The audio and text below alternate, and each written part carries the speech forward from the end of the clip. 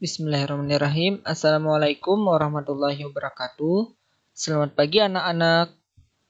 Pada kesempatan kali ini kita akan belajar tentang limit bentuk tak tentu. Sebelumnya, tujuan pembelajaran pada kali ini yaitu ada 3. Yang pertama, menentukan nilai limit fungsi aljabar dengan cara memfaktorkan. Yang kedua, menentukan nilai limit fungsi aljabar dengan cara mengalihkan akar sekawan. Yang ketiga, menyelesaikan permasalahan kontekstual yang berkaitan dengan limit fungsi aljabar. Sebelumnya, kalian telah mempelajari tentang limit fungsi aljabar dan cara substitusi. Nah, adapun sifat-sifatnya juga perlu kalian ingat, karena di sini akan tetap kita gunakan. Yaitu, langsung saja kita masuk ke materi, yaitu limit bentuk tak tentu. Di sini ada contoh sebuah wabah penyakit menular yang disebabkan oleh virus yang menyerang sejumlah unggas di suatu daerah. Virus tersebut berkembang dan menyebar sangat cepat sehingga daerah yang terjangkit virus makin luas. Luas daerah penyebaran dalam kilometer persegi, wabah penyakit dapat dirumuskan dengan AT sama dengan 1/10 VT kuadrat. Dengan T adalah hari penyebaran wabah penyakit. Pertanyaannya, dapatkah Anda menentukan laju penyebaran virus pada hari ke-10 sejak wabah penyakit mulai menyebar di daerah tersebut? Di sini dapat kita lihat,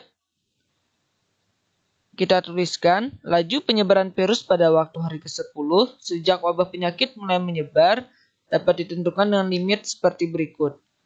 Nah, selanjutnya, karena kita telah mempelajari cara menentukan nilai limit aljabar itu dengan cara substitusi langsung, maka ketika kita substitusikan nilai T mendekati 10, didapatkan bentuk 0/0 atau bentuk tak tentu. Sehingga belum ada kesimpulan berapa nilai limit tersebut. Jadi, dengan cara substitusi langsung, ternyata nilai limit berupa nilai tak tentu. Untuk menentukan nilai limit yang hasilnya nilai tak tentu, diperlukan beberapa cara. Nah, mari kita simak materi selanjutnya. Sebelumnya, kalian harus mengetahui terlebih dahulu apa itu nilai tak hingga. Yang pertama, yaitu nilai tak hingga. Berapakah bilangan besar? Apakah misalkan 1 miliar atau 1 triliun lebih merupakan bilangan bulat terbesar? Nah, dapat tersimpulkan bahwa bilangan bulat terbesar itu sangat besar.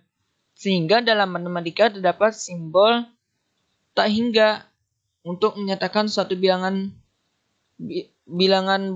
yang sangat besar. Sebaliknya ada simbol negatif tak hingga menyatakan suatu bilangan yang sangat kecil. Adapun untuk limit menuju suatu titik yang hasilnya menuju tak hingga dapat kita lihat pada fungsi fx sama dengan 1/x kuadrat. Coba kita lihat. Di sini nilai fungsi mendekati dari kanan maupun kiri itu tidak pada satu titik dan tidak menyentuh pada nilai y, sehingga nilai limitnya itu tak hingga. Penjelasannya dari tabel dan grafik fungsi terlihat nilai x makin mendekati 0 dari kiri, atau dapat kita lihat notasinya jika nilai x mendekati 0 dari kiri, sehingga nilai fx makin mendekati tak hingga, atau dapat ditulis limit x mendekati 0 dari kiri dari 1/x kuadrat sama dengan tak hingga. Begitu juga jika nilai x mendekati 0 dari kanan. Walaupun limit dari x mendekati dari kiri dan dari kanan, tetapi limit fungsi fx itu tidak menuju ke suatu titik tertentu, sehingga nilai limitnya itu tidak ada. Yang ketiga, yaitu nilai tak tentu. Untuk nilai tak tentu sendiri, coba kita simak nih. Apakah 0/0 sama dengan 1 itu benar? Dapat kita lihat benar, ya. Karena apa? Karena 0/0 sama dengan 1. Yaitu buktinya 0 kan sama dengan 0 dikali 1. Pertanyaannya lagi, apakah 0/0 sama dengan 2? Ya benar, karena 0 sama dengan 0 dikali 2. Selanjutnya nih, untuk bilangan negatif 0 per 0 apakah sama dengan negatif 100? Tentu juga benar, karena 0 per 0 sama dengan negatif 100, yaitu ekuivalen dengan 0 sama dengan 0 kali negatif 100. Sehingga tentu banyak nilai dari 0 per 0 tersebut. Sehingga misalkan ada banyak nilai A, sehingga 0 per 0 sama dengan A. Nilai A tidak tertentu pada satu nilai saja. Sehingga 0 per 0 merupakan salah satu nilai tak tentu. Ada beberapa nilai tak tentu lainnya seperti 0 per 0, tak hingga per tak hingga dikurang tak hingga, atau tak hingga pangkat tak hingga. Di sini penjabarannya, bagaimana sih limit menuju suatu titik yang hasilnya nilai tak tentu? Coba kita lihat, ada beberapa fungsi. Nilai fungsi pertama f1x yaitu x kurang 2 per 4 dikurang 2x. Fungsi yang kedua f2x sama dengan x kurang 2 per 4 tambah 2x. Dan f3x sama dengan x tambah 2 per 4 kurang 2x. Coba kita substitusi langsung. Untuk yang fungsi yang pertama itu hasilnya 0 per 0. Limit berupa nilai tak tentu. Sedangkan yang kedua, ketika kita substitusikan secara langsung, itu mendapatkan 0. Sehingga limitnya itu 0. Terus kemudian yang ketiga, itu didapatkan tak hingga. Sehingga dapat kita simpulkan tidak mempunyai nilai limit. Jika hasil limit dari penyebut tidak 0, akan diperoleh suatu limit. Akan tetapi jika hasil limit dari penyebut 0, limit berupa nilai tak tentu atau tidak mempunyai limit. Sehingga di sini grafiknya dapat kita lihat untuk fx menuju 2, yaitu fungsi yang pertama f1x sama x kurang 2 per 4 dikurang 2x. Sangat terlihat bahwa di sini x-nya ada mendekati nilai tertentu. Sedangkan yang lainnya itu, untuk yang B tadi dapat kita lihat, ini yang hasilnya x kurang 2 per 4 tambah 2x, itu nilai limitnya 0. Seperti ini. Sedang ini nilai limitnya tak hingga. Nah, dari grafik Y1 dikatakan di sini terlihat X menuju dari kiri, Y1 mendekati negatif setengah. Atau dapat dituliskan dalam bentuk limitnya. Limit X mendekati 2 dari kiri, dari fungsi X kurang 2 per 4 kurang 2X sama dengan negatif setengah.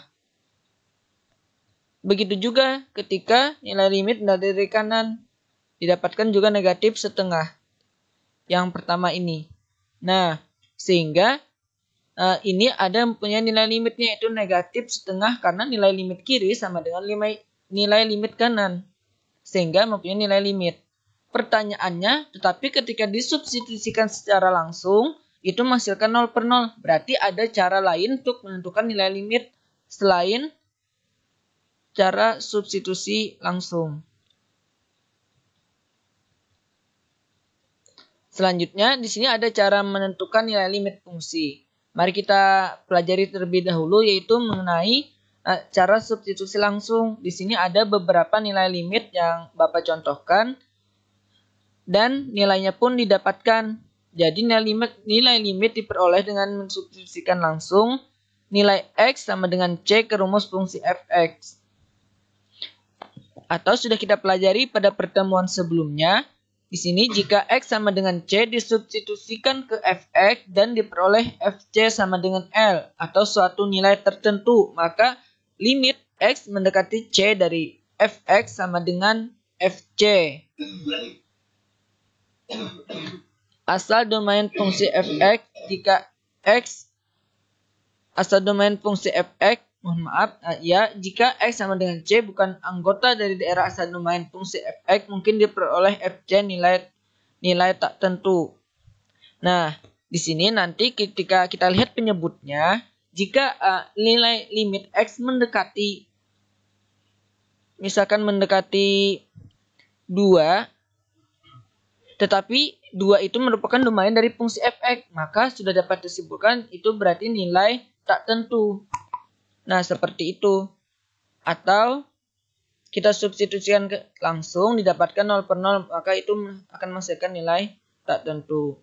Nah, cara pemfaktoran di sini sudah kita pelajari pada materi-materi waktu SMP, bagaimana cara memfaktorkan, aljabar dan sebagainya.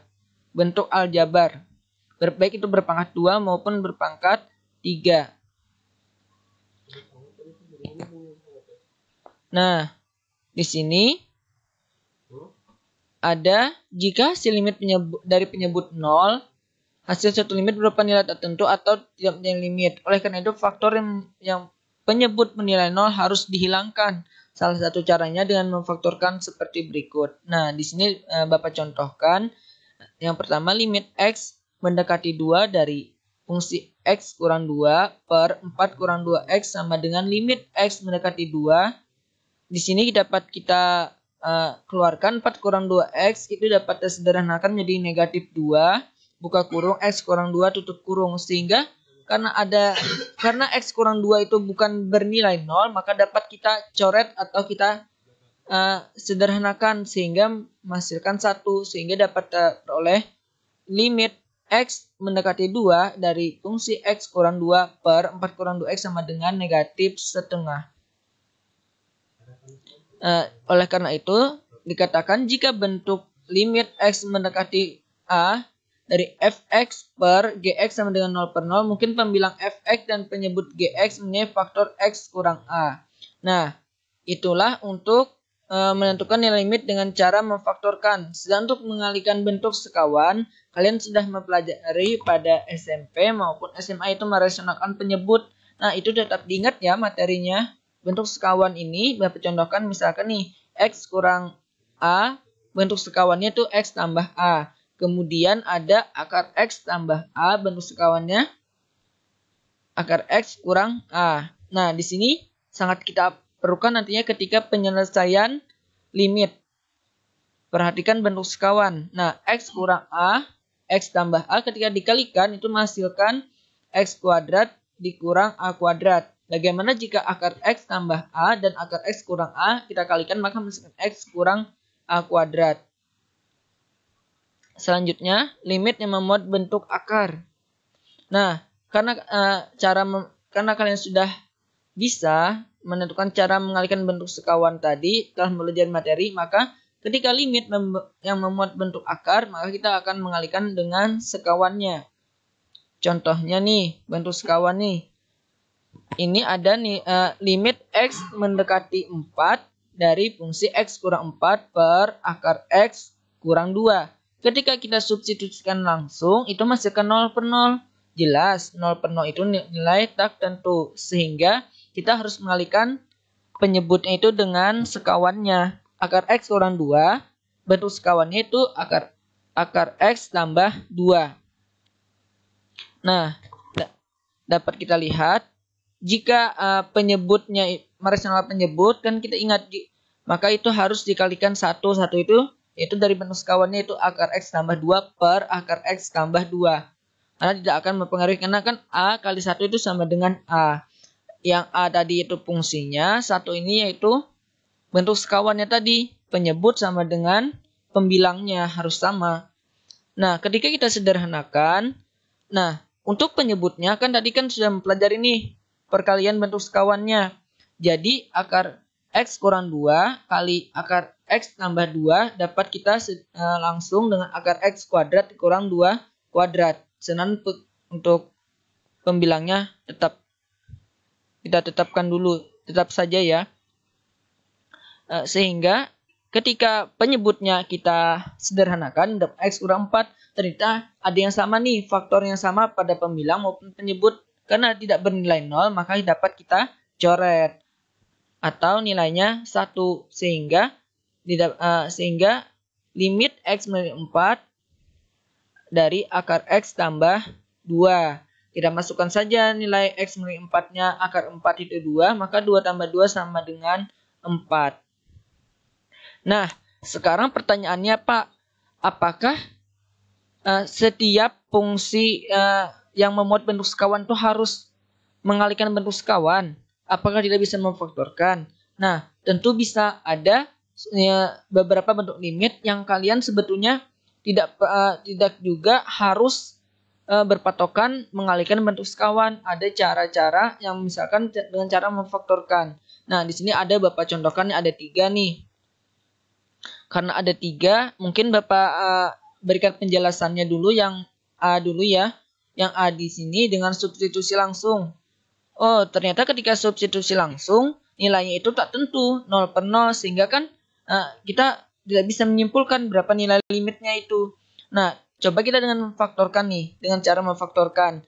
Nah, ingat, tadi perkalian bentuk sekawannya, penyebutnya akar X kurang 1, sedangkan untuk pembilangnya X kurang 1. Akar X ini ketika kita kalikan dengan akar X itu menghasilkan X, sehingga pada pembilangnya itu dapat kita ubah atau dapat kita faktorkan atau kita uraikan. Jadi X min 1 itu setara dengan akar X tambah 1 dikali akar X kurang 1. Coba kita lihat. Karena ini kan sudah sama, ada faktor yang sama, tinggal kita coret atau sederhanakan. Nah, tinggal kita masukkan X mendekati 1-nya, X-nya itu mendekati 1. Kita masukkan akar 1 tambah 1, akar 1 tambah 1, akar 1 itu 1, tambah 1 sama dengan 2. Nah, coba kita dengan mengalihkan bentuk sekawan. Bentuk sekawannya kan dari akar X dikurang 1, yaitu akar X tambah 1. Coba kita lihat, kita kalikan. Ketika kita kalikan, kita harus tetap nih akar X min 1, akar X kurang 1 dikali akar X tambah 1, dapat secara langsung akar X kuadrat dikurang 1 kuadrat. Karena di sini ada yang sama, tinggal kita coret sehingga dapat 2 juga. Nah, ternyata ada dengan cara memfaktorkan maupun mengalihkan bentuk sekawannya juga menghasilkan nilai limit yang sama. Sehingga ketika ada bentuk fungsi dari limitnya itu memuat bentuk akar, kalian bisa menggunakan dengan cara memfaktorkan. Tidak harus kalian harus mengalihkan bentuk sekawannya saja. Jadi senyaman kalian memahami. Coba kita lihat. Dari B dan C ini yang sulit yang mana ya? Ayo, coba kita lihat yang B saja ya. Jadi yang C nanti kalian pahami sendiri. Yang B, di sini limit X mendekati 2 dari X akar X kurang 2 akar X per X akar X kurang X akar 2. Nah, soalnya terlalu panjang ya, karena mengandung akar. Nah, ketika kita substitusikan 2 terhadap fungsinya, maka menghasilkan bentuk tertentu. Jelas tidak bisa kita simpulkan berapa nilai limit tersebut. Coba kita dengan cara memfaktorkan. Nah, dan cara memfaktorkan, di sini kan pembilangnya ada mempunyai faktor yang sama, itu akar X. Sehingga akar X dapat kita keluarkan, sedangkan untuk penyebutnya itu jelas ada memiliki faktor yang sama, yaitu X. Nah, ketika di sini kita lihat nih perkalian bentuk sekawan. Penyebutnya itu akar X kurang akar 2, sedangkan pembilangnya X kurang 2. Nah, X kurang 2 itu dapat kita uraikan menjadi akar X tambah 2 kali akar X kurang 2. Jelas ada yang sama ya? Coba perhatikan. Dapat kita sederhanakan menjadi limit X mendekati 2 dari akar X, buka kurung, akar X tambah 2 tutup kurung per X. Kita masukkan saja langsung X-nya 2, sehingga didapatkan fungsinya itu 2. Sekarang Pak, bagaimana dengan mengalihkan bentuk sekawannya? Kita ingat dulu berapa bentuk sekawan dari akar X kurang akar 2, yaitu akar X tambah 2. Nah, di sini ketika kita kalikan, sama saja. Di sini kan penyebutnya itu akar X kurang akar 2 kali akar X tambah 2. Sudah Bapak bilang sebelumnya, itu caranya dapat kita tulis jadi akar X kuadrat dikurang akar 2 kuadrat. Nah, pasti akan ada faktor yang sama kan di sini, dapat disederhanakan dan menghasilkan juga 2. Nah, itu tadi penjelasan mengenai menentukan nilai limit dari bentuk tak tentu, yaitu dengan cara memfaktorkan dan dengan cara mengalihkan bentuk sekawannya. Sekarang nih Pak, ada kadang Pak kadang saya juga bingung Pak, misalkan ketika menyelesaikan masalah secara langsung, baik itu masalah matematika maupun masalah kontekstual yang berkaitan dengan limit fungsi aljabar. Nah, di sini Bapak sudah menyediakan beberapa ada contoh, yaitu sebuah lempengan logam yang dipanaskan akan memuai dengan pertambahan luas sebagai fungsi waktu Ft. Di sini sudah ada fungsinya, Ft sama dengan 0,36 T kuadrat tambah 0,6 T dalam cm persegi. Kecepatannya dapat dirumuskan dengan V. Di sini sudah disajikan. Pertanyaannya, tentukan kecepatan perubahan luas lempengan logam pada saat T sama dengan 5. Pertanyaan kan pada saat T sama dengan 5. Coba kita masukkan, kita cari dulu Ft-nya berapa. Terus kembali, baru F5-nya berapa, depan 12. Nah, setelah itu, baru kita masukkan ke rumusnya. Yang kecepatan tadi, plus T5, berarti kan T mendekati 5. Setelah itu, dapat kita masukkan semuanya. Ft-nya berapa? 0,36 T kuadrat tambah 0,6 T, F5-nya 12. Nah, di sini. Jelas, ketika kita substitusi langsung, T sama dengan 5, itu menghasilkan 0 per 0. Coba nanti kalian coba ya. Dari penyebut saja terlihat nih, ketika 5 kan per 0. Oh, tak hingga ya Pak. Coba dulu lihat pembilangnya. 0,36 kali 5 kuadrat tambah 0,6 kali 5 kurang 12 berapa? Jika 0 per 0 kan tidak ada, maka harus kita dengan cara memfaktorkan terlebih dahulu. Apakah bisa Pak dengan mengalihkan akar bentuk sekawan? Ada nggak mengandung akar? Tidak ada, karena tidak ada maka gunakan dengan cara memfaktorkan. Yang mana kita faktorkan? Jelas yang pembilangnya. Pembilang ini kan mempunyai nilai faktor yang sama, itu 0,6. Coba 0,6 kita keluarkan. Yaitu menyisakan 0,6 T kuadrat tambah T dikurang 20.